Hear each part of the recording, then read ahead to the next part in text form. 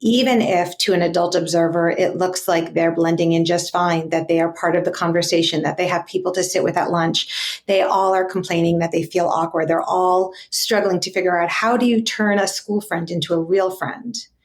Or how do I deal with the fact that I'm lonely? And when you dive deeper, it might be that they're lonely in one context or not another. So maybe they're fine at school, but when they're on their sports team with a bunch of travel players who all go to school together, who you don't know from school, maybe in that context you feel guilty. And so it's an opportunity to really get a little bit granular with kids and try to figure out, when is it that you feel most insecure? Welcome to Tilt Parenting, a podcast featuring interviews and conversations aimed at inspiring, informing, and supporting parents raising differently wired kids. I'm your host, Debbie Reber. This week, I'm bringing back to the show school counselor, therapist, and author Phyllis Fagell. The last time Phyllis was on the podcast, we talked about the difficulties of going back to in-person school after schools reopened in the fall of 2021. It seems like such a long time ago, but the reality is that our kids are still very much dealing with the aftermath of the isolation, the lack of structure, and other big changes that the pandemic forced on them. So I wanted to invite Phyllis back to talk about that and her new book, Middle School Superpowers, Raising Resilient Tweens in Turbulent Times, which she wrote as a response to what she's seeing in her work with children in the aftermath of COVID. During this interview, we talk about why this generation of tweens is more insecure, vulnerable, and eager to please, perhaps, than past generations, effective strategies for helping kids who might be rigid thinkers become more flexible, and how parents can coach their kids around navigating, forming, and maintaining healthy friendships. And that really just scratches the surface. I can't overstate how much wisdom and insight Phyllis has for us, both through her book and in what she shares in this episode. If you don't already know Phyllis's work, here's a little bit of background. Phyllis Fagell is a licensed clinical professional counselor in a school in Washington, D.C., a therapist who works with children and teens in private practice, and an author and journalist. She is the author of Middle School Matters, the 10 key skills kids need to thrive in middle school and beyond, and how parents can help, and her most recent book, Middle School Superpowers, Raising Resilient Tweens in Turbulent Times. She's also a frequent contributor to the Washington Post and freelances for publications such as Psychology Today, CNN, Working Mother, U.S. News and World Report, and Your Teen. Thanks so much, and now here is my conversation with Phyllis on Middle School Superpowers.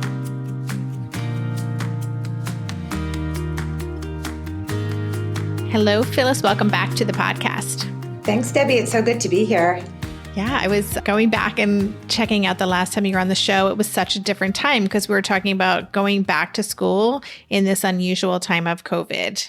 It's such a good conversation. Listeners, you should go back and listen to it because it's good any time of year. And Phyllis is in the trenches with kids, a school counselor, a therapist. She has so much wisdom to share. So anyway, go back and listen to that episode. But today, I'm very excited to talk about your new book, which is so good. I had a chance to read it. It's called Middle School Superpowers, Raising Resilient Tweens in Turbulent Times. So first of all, congratulations on the new book. Thank you. Thank you for reading it and for having me and for wanting to discuss middle schoolers again. I love it. Well, yeah, you brought that up. So I did have a really interesting conversation with Chris Baum about his book, Finding the Magic in Middle School. Your books are so completely different, and it is such a fascinating time of life. So it's going to be very interesting. And I have way too many questions. We'll see what we can get to. But as a way to get started, just tell us a little bit about why this book. What did you want to share, and what was your goal in putting it out into the world? So I had written Middle School Matters, which I describe as kind of a what to expect when you're expecting a middle schooler. And over the last few years, there have been just a few changes in the world.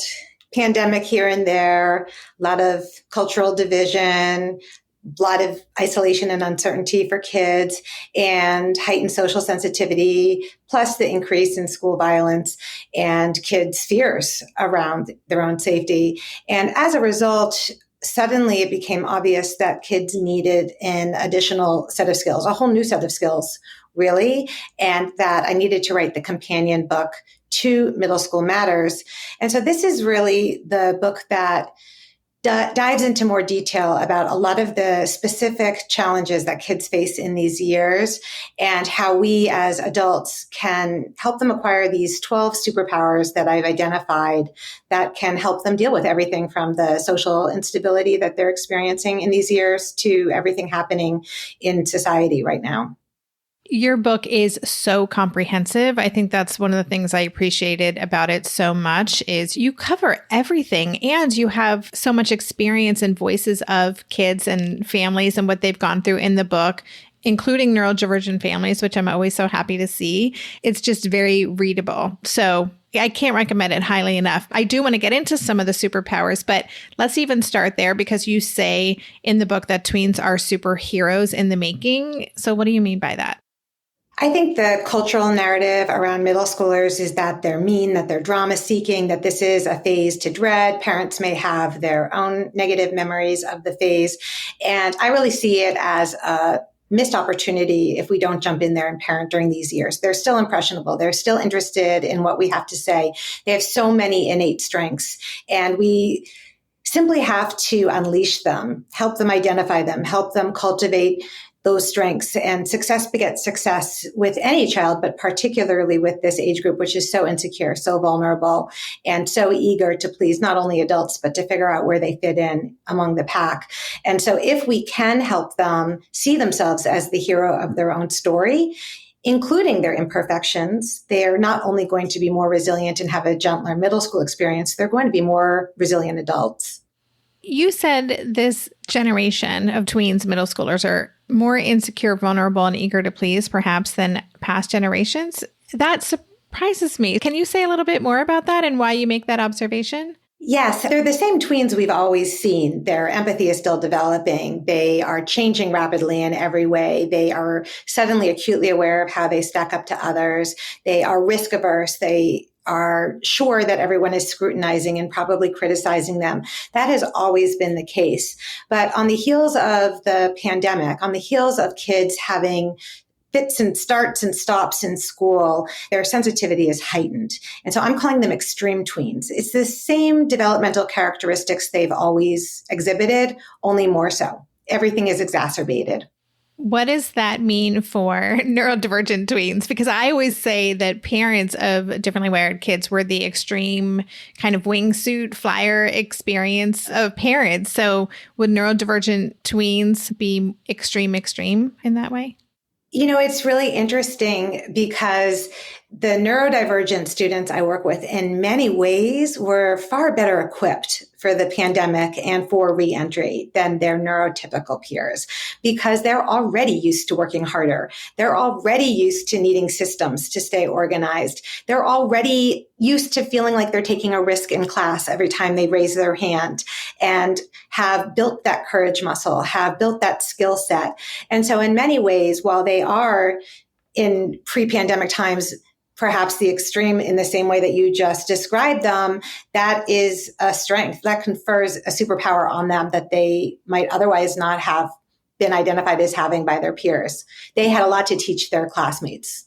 That's so interesting. I always say that our kids have the potential to be some of the most emotionally intelligent adults that you'll meet because they have often invested a lot of time in therapy and working on themselves and exploring their inner worlds. So that's really interesting to hear. You mentioned the superpowers in the book. You have 12 of them outlined. We're not going to go through all 12. As I was reading through, I pulled ones that felt particularly relevant for my listeners. And so the first one is super flexibility. And of course, flexibility is something a lot of us struggle with, having kids who tend to be more concrete thinkers, more rigid, perhaps, in their approach to things. And so I'm wondering if in all of your time of working with middle school students, if you've come up with some good strategies for helping kids who might be especially rigid thinkers in becoming more flexible. Sure. And, in the middle school years, that flexibility comes into play in lots of different ways. In some cases, they're switching buildings. They're going from a smaller elementary school to a bigger middle school. No matter what they're doing, whether they're staying in the same K-8 or continuing to be homeschooled, they're changing internally so much and externally. And so they have to adjust to the hormone shifts and to puberty and to not recognizing themselves and to seeing everyone around them change as well.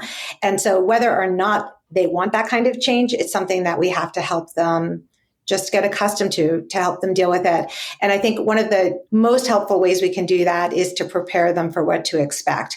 There is nothing worse than a kid going through puberty, not knowing what's happening to them.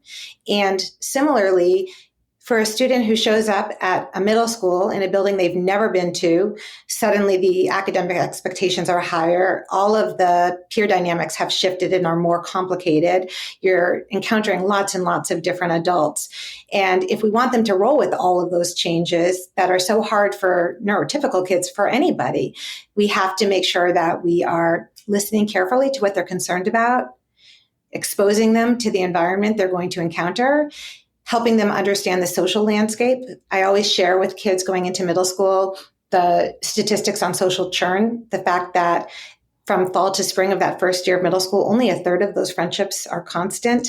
I let them know that everybody gets dumped by a friend at some point in middle school. It's part of that journey. And sometimes it's because one person is growing faster than another or has more sophisticated interests or is experimenting with a different kind of peer group. And the more they know all of those things that they can expect in advance, the less shocking and jarring and personal it feels when they go through it themselves. So I'm just going to fess up that as you're talking, the 11-year-old inside of me is so sad that she didn't have you as a middle school guidance counselor. I'm just going to say, I so appreciate the thoughtfulness with which you support the students that you work with. And they're so lucky to get to have you to understand them and see them in this way. I just have to say that. Thank you. And interesting, you said listening carefully to these kids about what their concerns are. And that's just really jumped out at me because I think we often tend to assume what is going to be hard for our kids, especially if we are paying such close attention to them. If we have this differently wired kid that we feel like we know way more about their brain process than maybe we'd even want to know, but we can still make assumptions about what's going on. And it's so important to ask them and listen. Yes, and also to recognize that it's not a one and done conversation. So in one conversation, they might tell you they're worried they won't have someone to sit with at lunch on the first day, and you can offer with their willingness to problem solve with you. We don't want to just jump in and offer unwanted advice, but you might be able to say to them, what if you called a friend in advance that you know is coming from the same feeder elementary and arranged to meet in front of the cafeteria? Sometimes there's very low-hanging fruit, things that you can do to just make it a little more comfortable for them. And then in a subsequent conversation, they might confess that they're worried. What if they don't have enough time between class to go to the bathroom? Or what if I get lost? How do I ask for help? And you're right. I think as adults, we tend to think big picture. We tend to think they're worrying about these big global shifts in friendship groups. And often they have very practical, concrete worries. I know for me as a middle schooler, I can still remember, even though I was going to a building that was a square, if you missed your classroom and just kept going, you would eventually get to it again. And still, I can remember that panicky feeling of not being able to find room 201, as if I might never find room 201, because once you get up in your head and you're 12 or 13 and you don't know how to ask for help or who to ask for help, or think it's weird that you need help in the first place, it can make it very challenging. And simply normalizing that everyone feels the same way, that everyone feels like a stranger in a strange land, is very reassuring. That's great.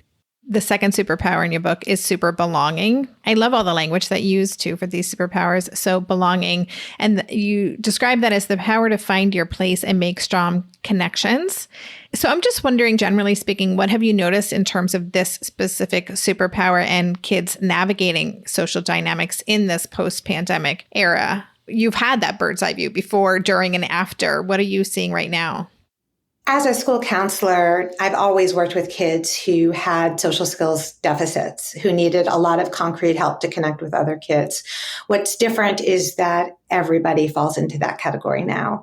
Even if to an adult observer, it looks like they're blending in just fine, that they are part of the conversation, that they have people to sit with at lunch, they all are complaining that they feel awkward. They're all struggling to figure out, how do you turn a school friend into a real friend?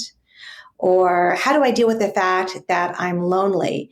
And when you dive deeper, it might be that they're lonely in one context or not another. So maybe they're fine at school, but when they're on their sports team with a bunch of travel players who all go to school together, who you don't know from school, maybe in that context you feel guilty. And so it's an opportunity to really get a little bit granular with kids and try to figure out, when is it that you feel most insecure? What kind of support do you need from me? And I think particularly with kids who don't present with any specific challenges, we're unaccustomed to giving them concrete, practical social skills advice. It feels as if we're infantilizing them, but all kids want that kind of help. I spend a lot more time now teaching kids how to give an authentic compliment, how to ask a question, how to show interest in someone else, how to pick up on cues that someone has lost interest, how to identify when you're interrupting somebody in a way that doesn't shame them or embarrass them in front of peers.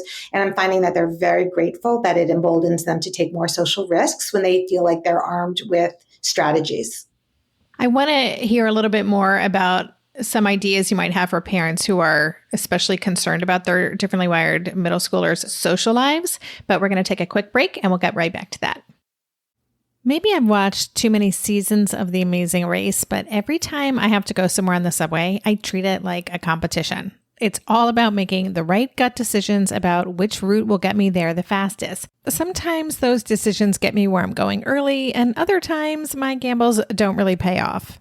Probiotics can't help with most gut decisions, but if your gut needs a little support, Ritual has your back. Their Synbiotic Plus, a 3-in-1 supplement, has clinically studied prebiotics, probiotics, and a postbiotic to support a balanced gut microbiome.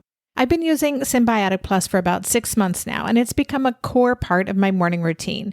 I take the mini capsule every morning while making my way through my inbox, whether I'm at home or I'm on the road, because it doesn't need to be refrigerated. And the capsule itself is delayed released, which helps it survive the harsh conditions of the upper GI tract for delivery to the colon. And that's exactly where we want it to go. Ritual invested in a study modeling the human colon, which showed that Synbiotic Plus significantly increased microbial diversity and the growth of beneficial bacteria.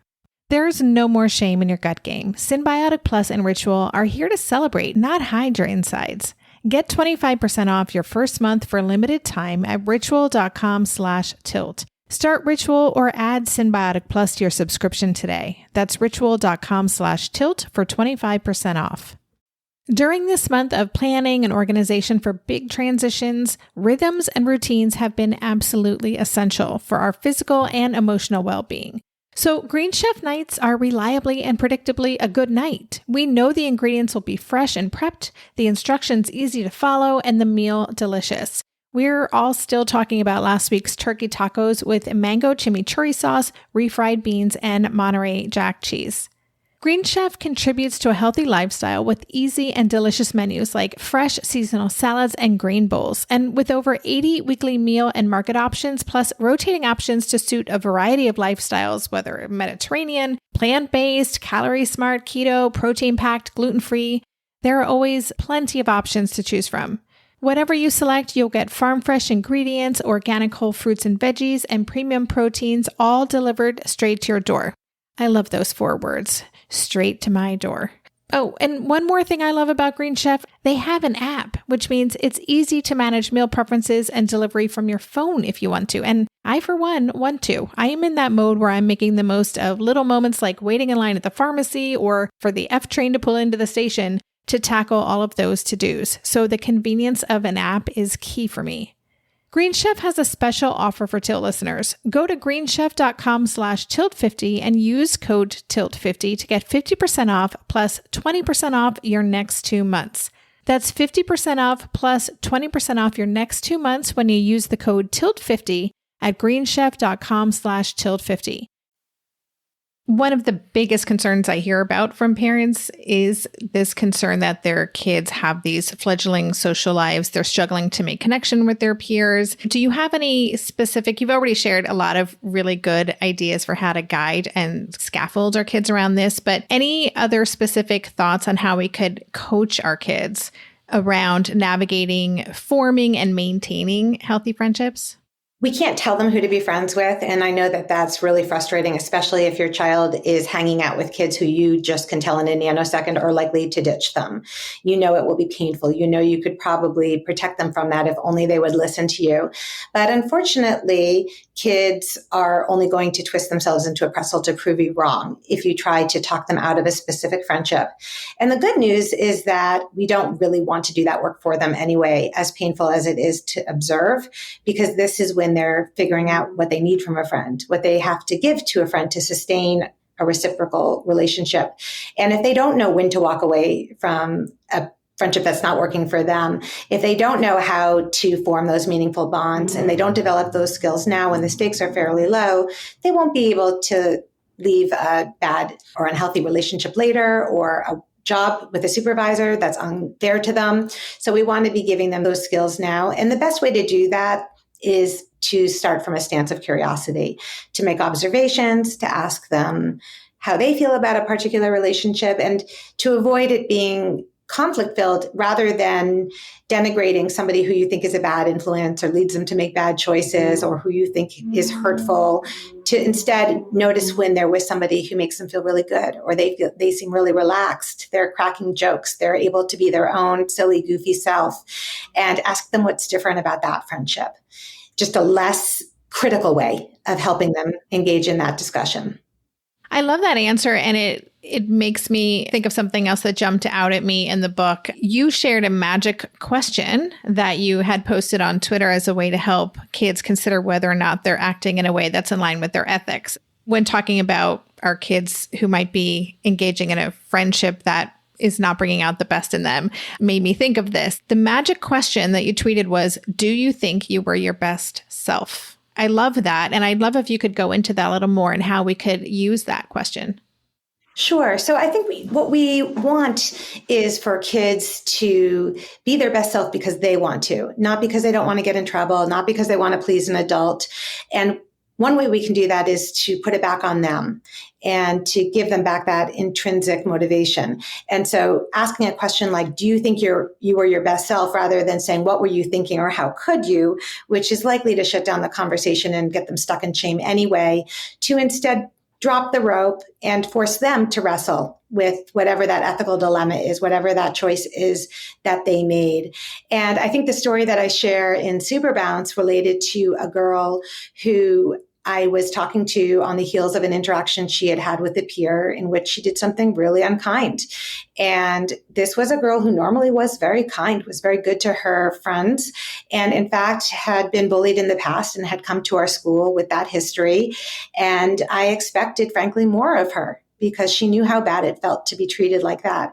And so after seeing this other girl collapse in tears because of her actions, when I went to talk to this girl, I was so tempted to say something like, how could you? You, of all people, should know how bad that feels. But her posture was so defensive.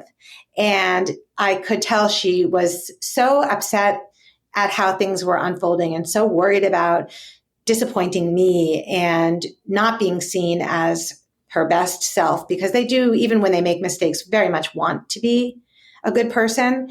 And so I reframed the question. And instead, what I said to her was, do you think you were your best self?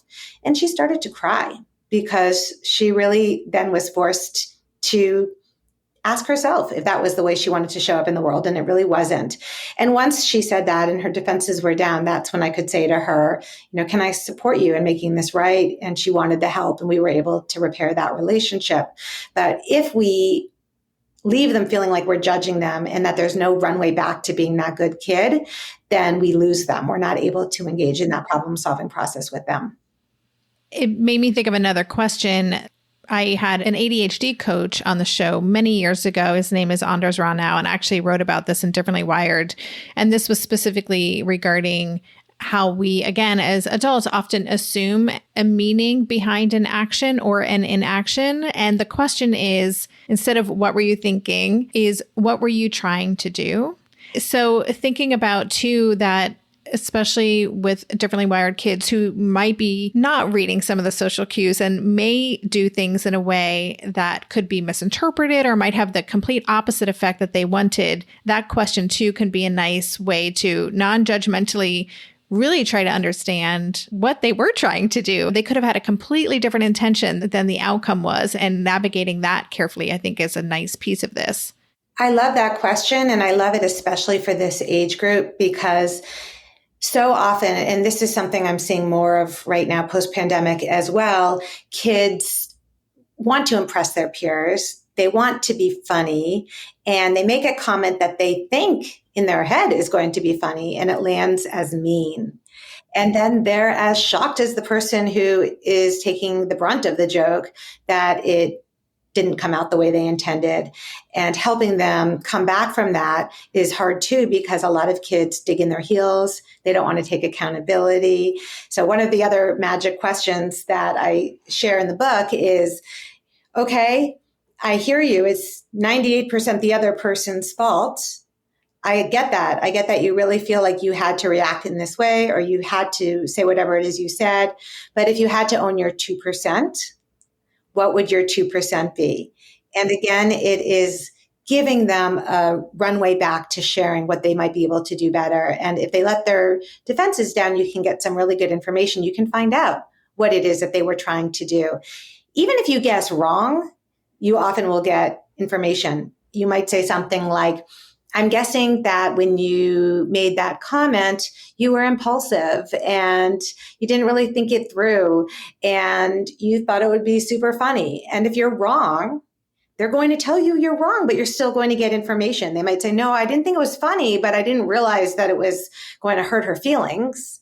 And then you can talk about why it hurt her feelings or what they might have been able to say instead that would have actually elicited the response they were hoping to get. Yeah, that's great. And I love this idea too of helping our kids kind of understand what their values are, what their ethics are. This is something that you talk about. You have a chapter, well, it's a superpower, which is super sight. That's the power to anticipate problems and make a plan. The superpower of super sight, it's a mixture of so many good things: proactive problem solving, executive function, planning, organizing, all of these things. I'm wondering if you have some tips for parents about how they can better identify their values, what's important to them. That's something that you talk about in this chapter. I just want to know, what does that look like in action to help our kids really start to get curious about who they are and what matters? Is that a big conversation at the dinner table? Is it many conversations? How do we do that? There are a lot of different ways you can do it. One of my favorites, and I share this strategy in the book, is to print out a list of values. Sometimes I use Brene Brown's Daring Greatly values. There's also something called the values card sort, and generate a list of about 80 different values, everything from kindness and compassion, generosity, security, risk-taking, creativity, and print out 2 copies, one for your child and one for you, and sit next to them. And each of you goes through the list of values and choose your top 10, the 10 values that you think are most important to you in terms of how you show up in the world and how people see you. And afterwards, you can explain why you chose yours and they can explain why they chose theirs, especially with middle schoolers who don't like to be lectured to. This is a way to make it more of a conversation. And you're not trying to impose your values on them. You're trying to help them identify what matters in their own lives. And kids do, as I said, want to be good people. And then in practice, here's how it works. And this is something I did with an entire 7th grade class this year. I give them a scenario, and you can use a real scenario that your kid comes up with. And in the scenario I gave the 7th graders, somebody asked them if they wanted to have a sleepover, and you agree. And this is somebody who has less social capital than you, not as popular, but they're a nice person. And you say yes. And it's a really big deal for them because over the subsequent week or two, they keep asking you what your favorite snacks are, what movies you want to watch. And you're an empathetic kid and you know that it's a big deal and you're glad that you're able to have these plans with them. And then there's a twist. Somebody with a lot more social capital says that night is the only night that they can have their sleepover birthday party with your close friends. And because they're middle schoolers and they always look for a loophole, I give the caveat that it's not an option to invite that kid to the second party, and rescheduling the first one is not an option. And then I ask them to wrestle with what they would do. And I tell them, I want you to think about what the kind thing to do would be. And it's fine to also factor in what you want. That's realistic. And then they share what they would do. And 95% of them find a way to justify bailing on the first plan. And when I ask them why, they have all kinds of reasons. You should always put your best friend before your sort of friend. It's a birthday party, and so it's more important. They have lots of reasons to justify it. And then I do the values card sort with them. They have no idea it's tied to that scenario. And when they're done choosing their 10 values, we go back to that scenario. And I tell them I want them to think about that scenario again, but this time I don't want them to think about what the kind thing to do is, and I don't want them to think about what they want. I just want them to make the decision that's most closely aligned with the values they chose and see what happens. And it's really interesting. What happens is most of them change their mind. In the long run, they realize they would feel better about themselves and it would be truer to who they want to be if they didn't ditch the first person. And so what I explain to them is that they're not always going to make the right choice. They're not always going to avoid hurting someone's feelings. But if they're not sure how the decision they make is going to impact someone else, they can do a double check on their gut by making the same decision again using those values. And if there's a discrepancy, they might want to have a conversation with someone about why that is and rethink the decision. That is absolutely fascinating. I love all the data that you bring to this and the experience. It just brings it to life.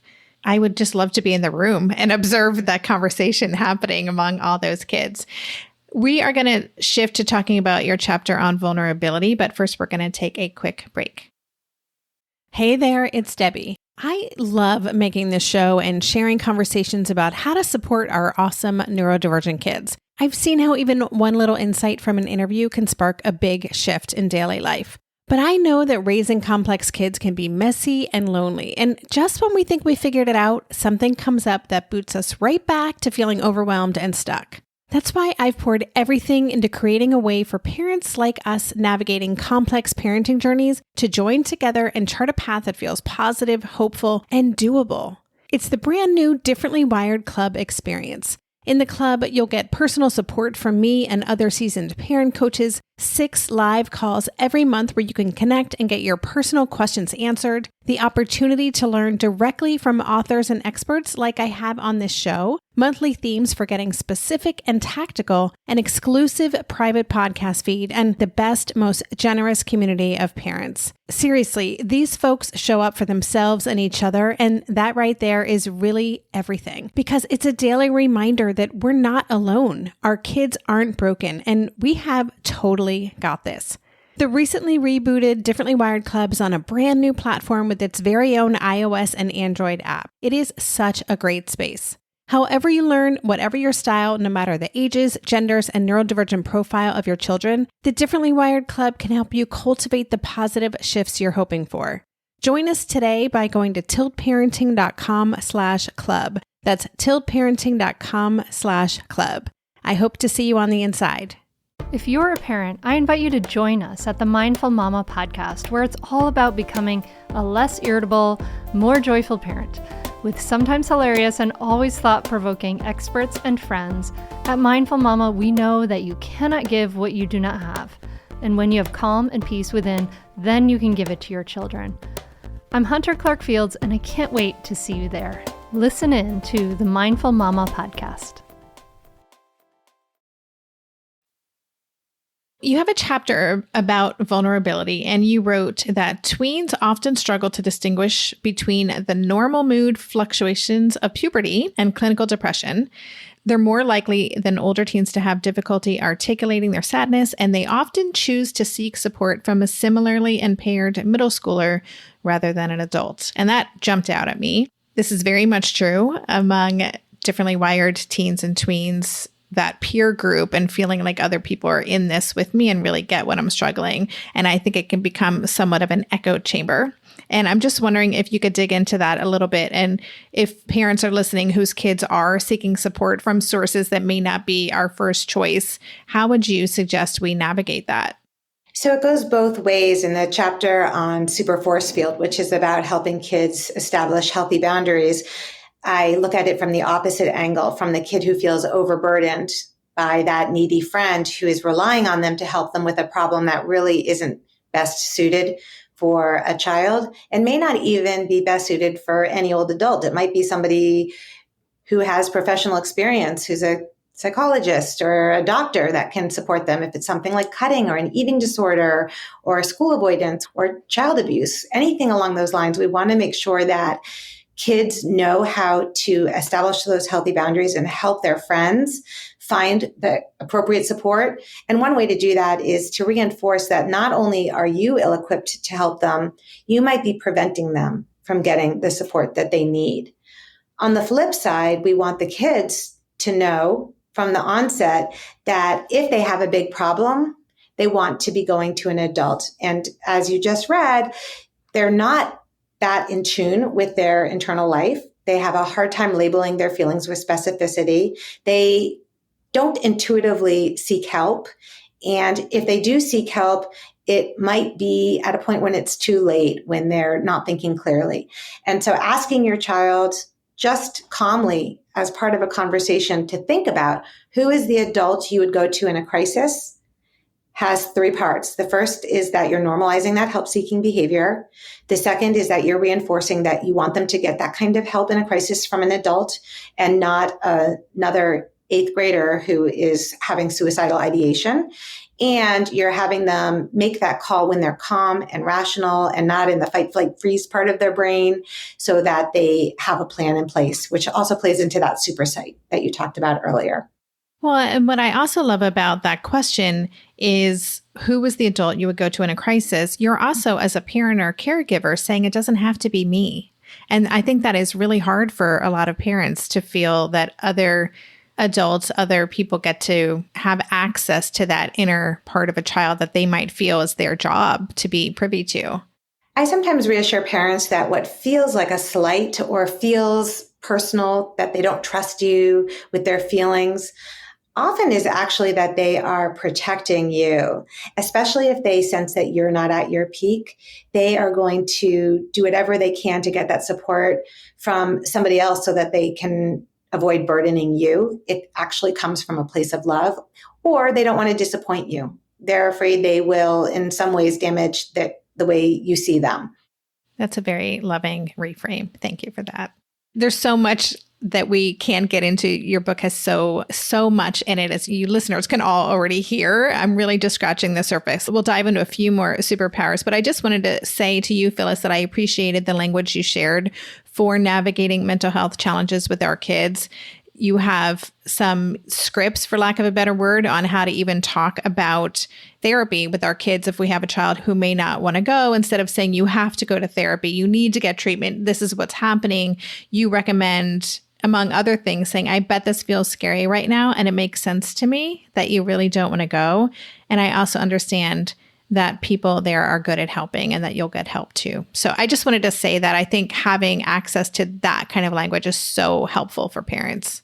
I'm glad. And I do think that we as parents, and I say this as a parent myself, we put a lot of pressure on ourselves to be everything to our kids, to solve all of their problems. And often the most impactful way we can support our children is by remaining in that parent role and letting the professionals dive into the really tough stuff. And we're just there to love them unconditionally and to support them and to guide them and coach them and help them get that support. I've talked within my Differently Wired Club. We did a whole month about creating your own High Jedi Council, because we can't be all the things for our kids. And it is so important to have other people who we can rely on, because first of all, we're not mental health experts. Most of us, some of us are, but we can't be that person for all the situations we're going to be facing. There's a chapter called Super Agency that I wanted to point out. Emily Kircher-Morris is in that chapter, who we love. Emily, listeners, she is the host of the Neurodiversity podcast. You've probably heard her. She's an expert on twice exceptionality. And you interviewed her about a child's self-acceptance if they're neurodivergent. She said they get to decide how they want to respond when someone doesn't get them. I know I'm jumping all over the place too, Phyllis, so I appreciate you following the loose threads of my brain right now. But one of the things that Emily said was, do they want to ignore it? Do they want to educate that person about it? Or do they want to try to camouflage their neurodivergent trait? I'd love if you could expand a little bit more on that identity development and having agency over how you present yourself to the world.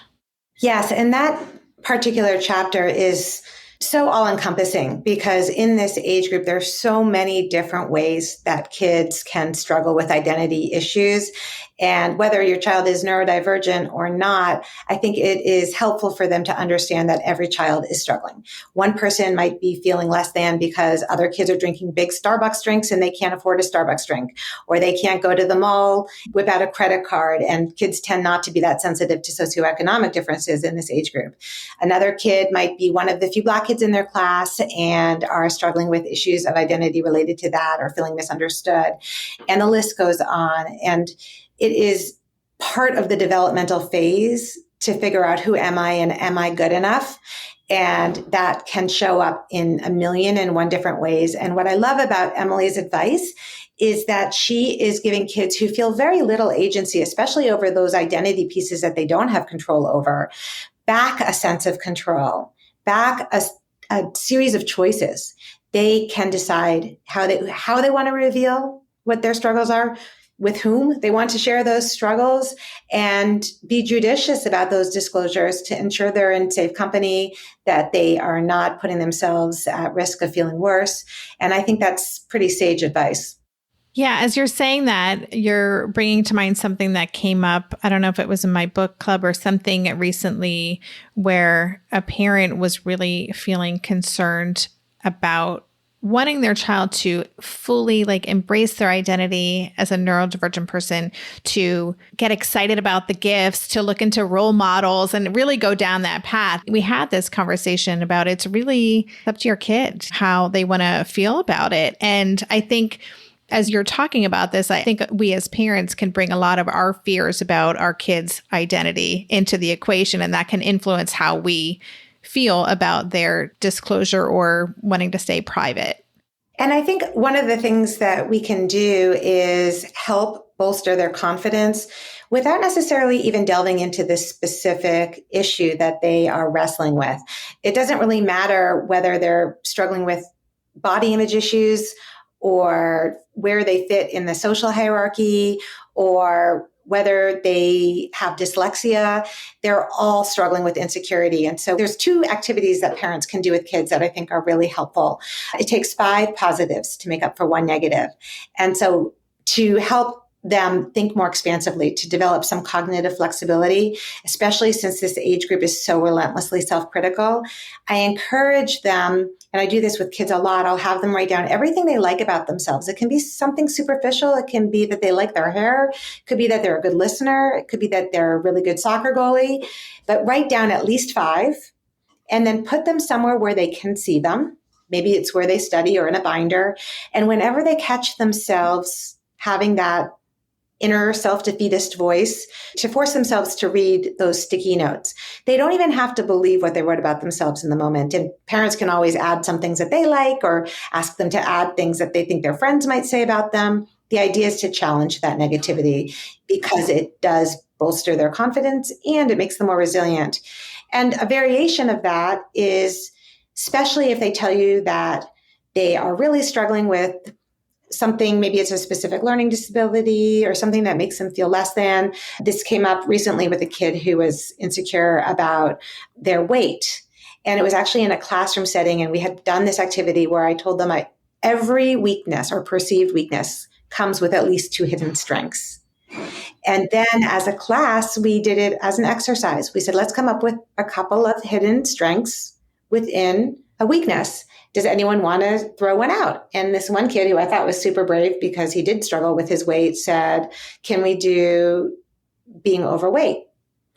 And this was a 5th grade class, actually. So on the younger side. And one of the other kids yelled out, and they said this super compassionately. And even though to an adult, it might not sound that kind, it was meant in a very kind way. They said, "You would be the first person I would want on my tug of war team." And they meant that. And someone else then raised their hand and said, "I know that if I'm not feeling good about myself, you're not going to judge me because you know what that feels like." And you do that across enough things. The kid with ADHD who blurts something out, they're also often the first person to get the good conversation going or to come up with the best ideas for the group project. We don't want kids to get stuck on whatever it is that they're feeling low about. We want them to see that every perceived weakness has some hidden strengths. I love that so much. Every weakness comes with 2 hidden strengths. That's just beautiful. I'm just going to say there are other superpowers in the book, listeners. Super daring, loved that. Super optimism. We're not going to go through them all. I guess I need to ask you, do you have a favorite? Like, is there one superpower that you're like, this is really where the bread and butter is? Super belonging has to be, to me, the meat for this particular age group. Everything else hinges on super belonging. If kids don't feel like they have a safety network, whether it's adults or kids, and it doesn't mean they have 100 friends or that their friends are popular, but they have some kind of a safety network, even as they're bolstering their social skills, and we as adults are helping them find their place in that pack, they're going to be able to weather everything else. And they're also going to be able to acquire those other skills so much faster if they have that sense of belonging.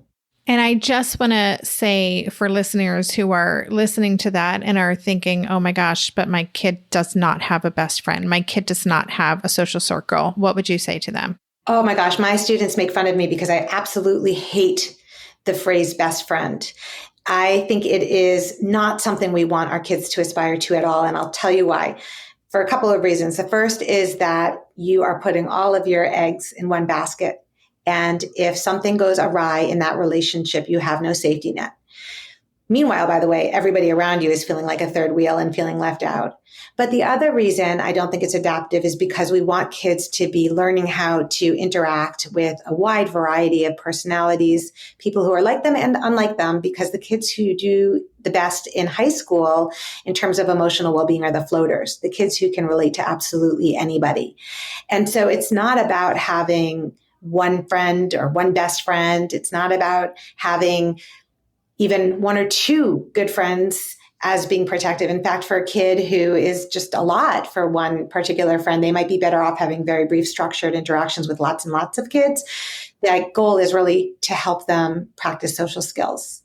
And the more competent they feel in those social interactions, the more confidence they'll have. The more confidence they have, the more willingness they'll be to take those really hard social risks.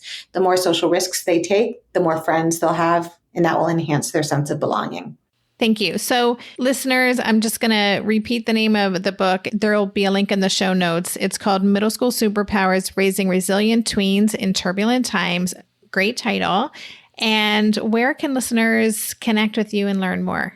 I have a website, phyllisfagell.com. I'm on Twitter at pfagel. I have the same handle at pfagel on Instagram. And I'm also on Facebook and LinkedIn.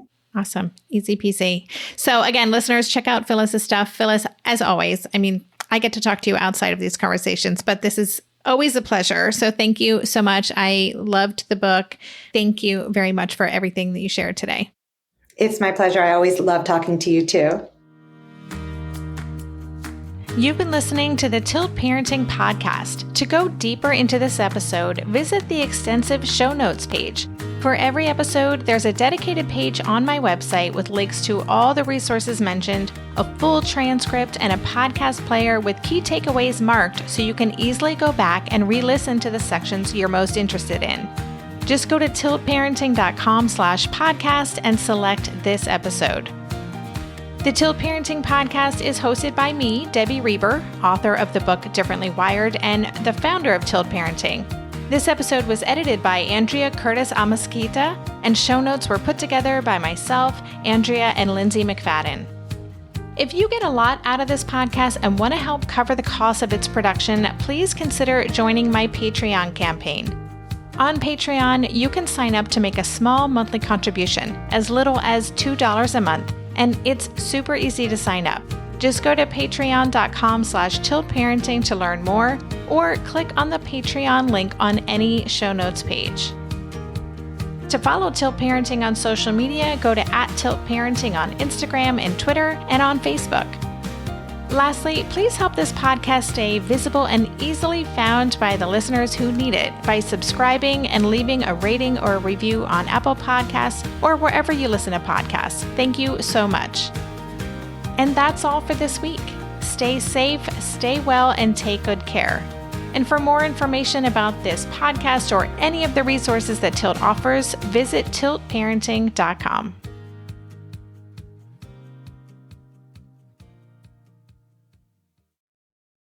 Are you overwhelmed by the things that get in the way of you doing what you want to do? Are you looking for ways to simplify life to better align with your values? Do you want to create space in your schedule so you have room for more of the good stuff?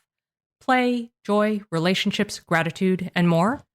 If you answered yes to any of these questions, I invite you to check out Edit Your Life, a podcast to help you edit the unnecessary from your life so you have more room to enjoy the awesome.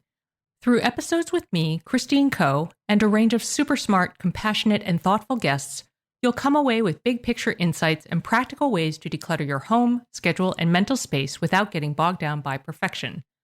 I have always believed that small moments and actions matter tremendously. My goal is to help you find agency and space in your life through doable baby steps that will leave you feeling accomplished instead of overwhelmed. Check out Edit Your Life wherever you enjoy your podcasts.